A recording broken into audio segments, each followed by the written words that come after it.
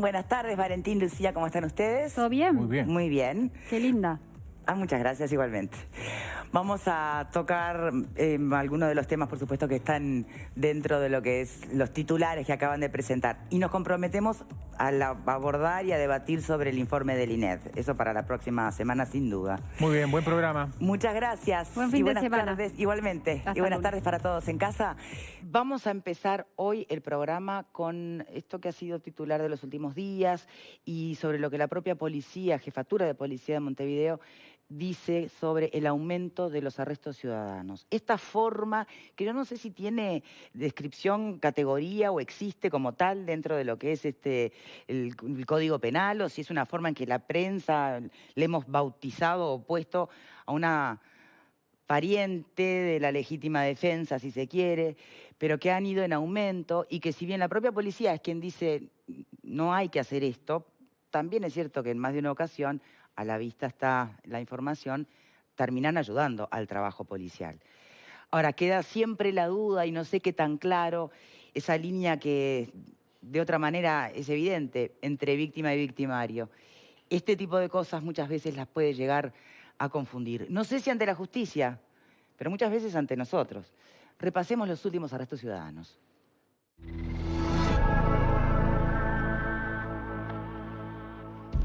Si bien no hay datos oficiales sobre la modalidad de arrestos ciudadanos en lo que va de 2019, desde la Jefatura de Policía de Montevideo admiten que se está dando cada vez con mayor frecuencia. La propia policía recomienda que no se realicen este tipo de acciones, aunque en algunos casos terminan siendo de ayuda al trabajo policial. Sin embargo, admiten que para un civil es muy peligroso realizar este tipo de arrestos, sea la situación que sea. Dentro de los arrestos ciudadanos en nuestro país hay algunos casos que trascendieron. A mediados del año pasado, un joven delincuente fue detenido por vecinos de Toledo tras una intensa persecución y luego de que el hombre asaltara a una joven en una parada de ómnibus de la zona. El hombre terminó detenido, luego fue formalizado y finalmente imputado por un delito de rapiña. Según supo Telemundo, el delincuente sigue tras las rejas. En abril de este año y tras el asesinato del propietario de una barraca, el hijastro y uno de los empleados de la barraca detuvieron al autor del homicidio a poco tiempo de haberse cometido el crimen. También el delincuente fue a prisión, aunque en ese caso aún no se realizó el juicio. Otro de los casos emblemáticos en este sentido fue el de un taxista que el pasado mes de abril fue detenido por vecinos mientras abusaba de una niña de 10 años en su coche. También en este caso, el autor del delito, que fue impedido por los vecinos, está preso.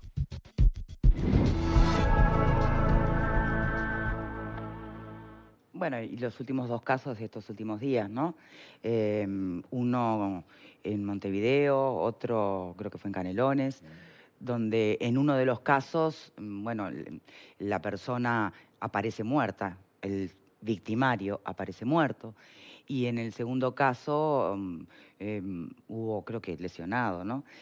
A ver, tenemos un invitado de lujo para poder conversar sobre estos temas, entender un poco más hasta dónde nuestros derechos y responsabilidades o deberes como sociedad para con la delincuencia, ¿no? Hasta dónde meterse, hasta dónde no. Nos acompaña el fiscal de flagrancia de décimo turno, Gilberto Rodríguez. Muchísimas gracias por estar aquí. Buenas tardes, muchas gracias a ustedes. Lo primero, ¿existe el arresto ciudadano como una forma no sé, de categoría, de posibilidad, así como existe la legítima defensa? Ya existía en el viejo Código de Proceso Penal y actualmente en el Código actual de Proceso Penal está regulado en el artículo 220. Bien. Y bueno, y es una modalidad que desde el punto de vista penal se le llama autorizado por la ley. Es decir, en realidad, en rigor de verdad, es una privación de libertad que realiza un ciudadano. Sí. Cooperando o colaborando en un acto de un delito que está cometiéndose en forma infraganti, o sea, en ejecución, en el momento. Hay flagrancia, como le llama la ley, propia o impropia. A ver qué es El cada delito una. es flagrante en forma propia cuando se comete en el acto de realizar el delito. El individuo está rapiñando o está ejerciendo violencias o está apoderándose, Sí, sustrayéndose. como en el caso, uno de estos últimos, que los vecinos vieron cómo le ponía el cuchillo en el cuello a una chiquilina. En plena ejecución, Sí, ahí exacto. está. Y ahí lo atrapan. Esa es una flagrancia natural propia y allí la ley habilita a cualquier ciudadano a poder ejercer la detención. Bien. En realidad lo que está haciendo es autorizándole por ley realizar un delito de privación de libertad. Bien. pensemos en un caso así, ¿no? Efectivamente, hay una persona, con los pocos datos que tenemos, que no signifique que lo que vayamos a conversar ahora remita necesariamente al caso. Vamos a usar el punto de partida como supuesto para poder analizarlo. Un vecino ve que están amenazando a una chiquilina o a quien sea con un cuchillo en la garganta. Entonces, él y otros van y tratan de impedir ese suceso. ¿Qué pasa si en ese proceso terminan lastimando o incluso dando muerte al delincuente? ¿Hasta dónde se entiende que está autorizado por la ley? Bueno. Siempre pensando, y no haya prueba aparte que demuestre lo contrario, que fue sin intención. Distinto es si hay pruebas donde se vea que además lo están reventando. Eso es otra cosa. Yo definiría eso como situaciones problemáticas, porque en realidad la detención ciudadana se procede cuando una persona reduce a otra en el acto de ejecución más o menos inmediata, y allí debe comunicarse inmediatamente con la autoridad, sea el fiscal o sea la policía, para retener, sujetar, contener a esa persona y entregarla a la autoridad. Si sobreviene a esa situación un tema de lesiones o de homicidio, vamos a estar asistiendo a otro problema. Por supuesto que si la persona realiza esa detención en ese contexto está plenamente autorizado, pero también puede sobrevenir que la persona puede generarse lesiones. Pero las lesiones, como tú lo decías, Victoria, no tienen que ser intencionales, provocadas más allá de la reacción específica para detener a la persona. Por supuesto que si en ese acto de violencia, de refriega, hay que sujetar a la persona o contenerla y de pronto se traban en lucha, caen al piso, hay como revuelcos así, refriegas para intentar sujetar a la persona, pueden haber lesiones. Y en ese caso, ¿termina convirtiéndose en una víctima más el victimario? ¿O no le cabe esa apreciación? Como tú decías, si es un tema que el hecho está probado, de que esa no hubo sujeción, intención, de que no hubo intención. De que no hubo intención. La intención está dirigida a apresar y a detener a esa persona. Y si en ese mismo contexto se generan lesiones, ¿se muere? Quedan atrapados dentro de la autorización legal. ¿Aún si se muriera? Bueno, ahí lo que hay que tratar de determinar es si ese evento que sobreviene, que es la muerte, que es un hecho que complejiza, hay que analizarlo caso a caso. La situación, hay que estar en forma particular a cómo se dio el caso. Si, por ejemplo, en la detención, el tercero que viene a ayudar, la persona estaba armada, hay un acto de violencia en ese momento y la persona, para tratarlo de reducir, le puede hacer una llave, una toma, lo aprieta. ¿Y si en la llave lo apretó demasiado? Si es un contexto, para mí, en forma progresiva, dentro del contexto de la propia detención, podría llegar a quedar esa conducta justificada. Bien. Lo mismo que si hay un acto de legítima defensa por parte del ciudadano que está deteniéndolo y de pronto la persona detenida va a amenazarlo porque está armada. Sí, ahí ya estaríamos en legítima defensa incluso. Por supuesto. Bien. Ahora, pareciera muy claro cuando usted lo explica de esta manera. Yo no sé qué opina usted, a juzgar por su propia experiencia, si los ciudadanos, especialmente quienes tienen, es debatible, si coraje o irresponsabilidad, ¿no?, que intervienen en arrestos ciudadanos. Es debatible, insisto. ¿Lo tienen claro? Lo tienen claro las personas, los ciudadanos. Yo creo que esas cosas, digamos, esa actitud natural, el arresto ciudadano existe porque de alguna manera es la cooperación que el Estado le da o exige o le pide un acto de solidaridad a una persona, lo mismo que la legítima defensa. Es como una especie, filosóficamente es una descentralización de la violencia. La violencia tiene que estar en el Estado. ¿Me permite poner esto en debate? Sí. Porque es interesante como usted lo plantea. Una forma de descentralizar la violencia, un objetivo que tiene que ver casi como con la colaboración con el Estado y una función que le es exclusiva, inherente. A ver, ¿es eso lo que mueve a las personas, a los ciudadanos? ¿O es algo mucho más natural que eso, que pareciera intelectualizado, que es el instinto de cuidado? Hoy, ¿qué haces? Claro, ¿No? Ir a proteger a alguien. Claro. ¿Qué es lo que mueve a la gente? Lo que pasa es que ahí hay un componente emocional de cada individuo Sí. cuando procede al arresto ciudadano diferente en cada caso en particular.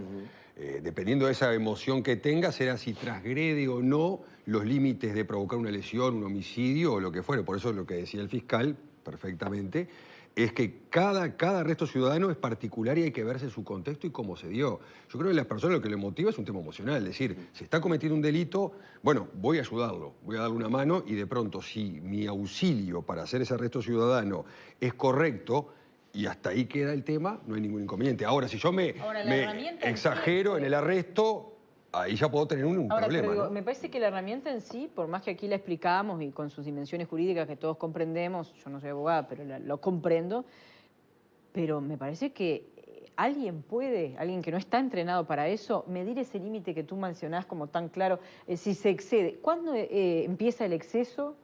¿Lo tenemos tan claro?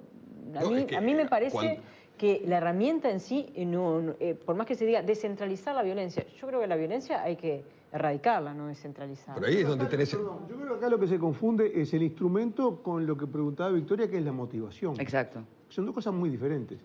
Y yo creo que la motivación... Pero en el momento no son bueno, diferentes. yo creo que una cosa es el instrumento y otra cosa es la motivación. Y yo creo que la motivación es la solidaridad social.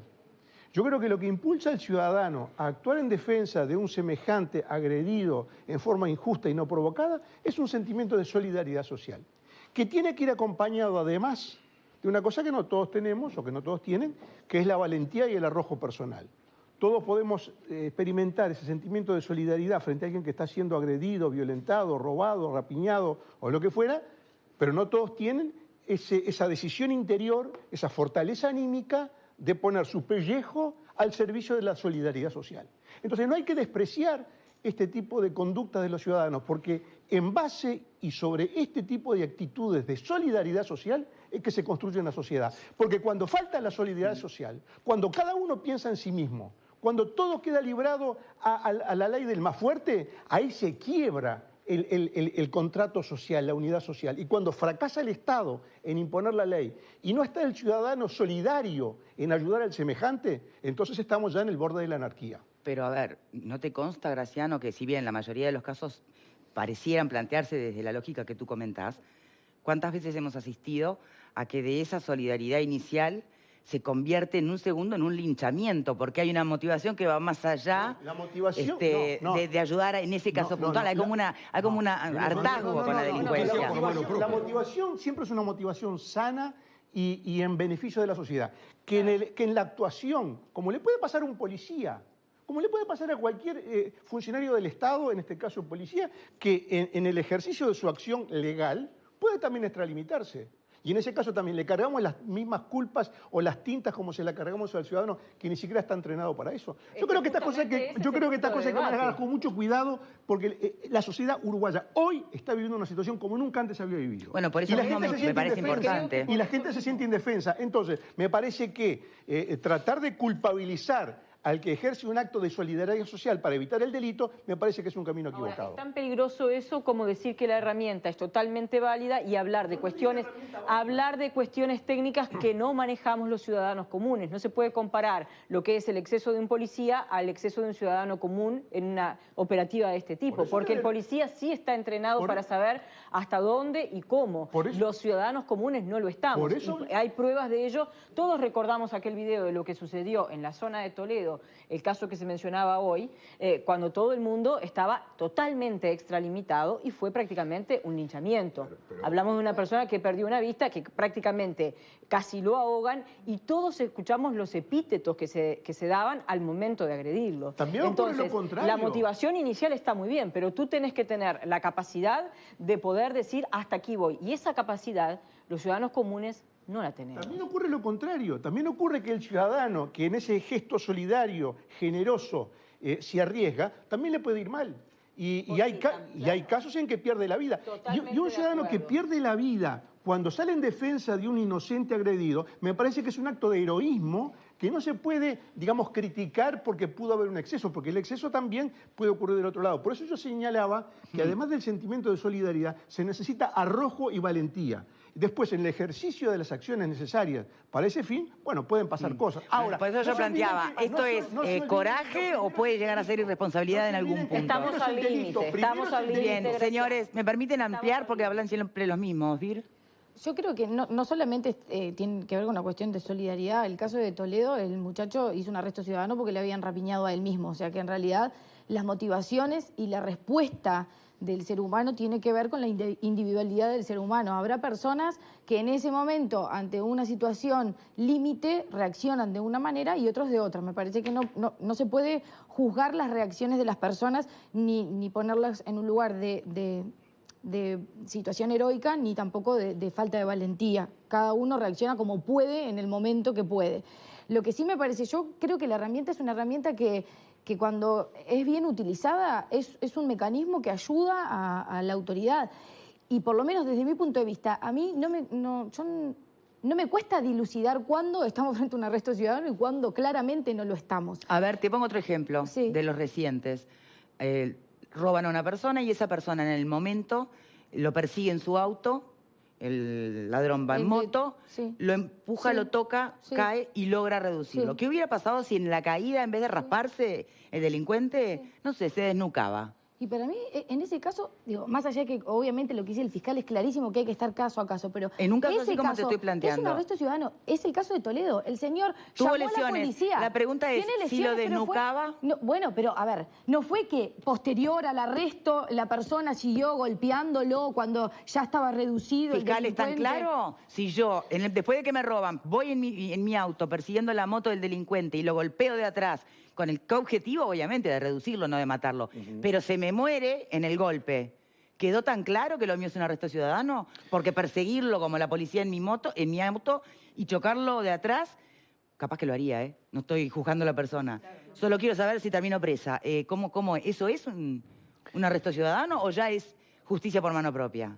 No, no necesariamente. O sea, cuando yo digo que hay que estar caso a caso y siguiendo el ejemplo que tú pones, hay que ver un tema de prueba. Si estoy viendo que lo empujó y le pasa por arriba con una rueda o lo empuja y lo aprieta contra una pared. Lo empujó, cayó y se pegó con el cordón de la vereda en la cabeza. Y bueno, puede llegar a ser una muerte accidental, porque hay que tener presente que una persona que arranca realizando una persecución para hacer un arresto ciudadano, arranca realizando lo que se llama la ley penal una acción jurídicamente indiferente. ¿Qué es una acción indiferente? Una acción jurídicamente indiferente es una acción que está permitida por la ley. Por ejemplo, si la persona sale persiguiendo al victimario porque es víctima de un delito, está amparada por la facultad que le da la ley de un arresto ciudadano.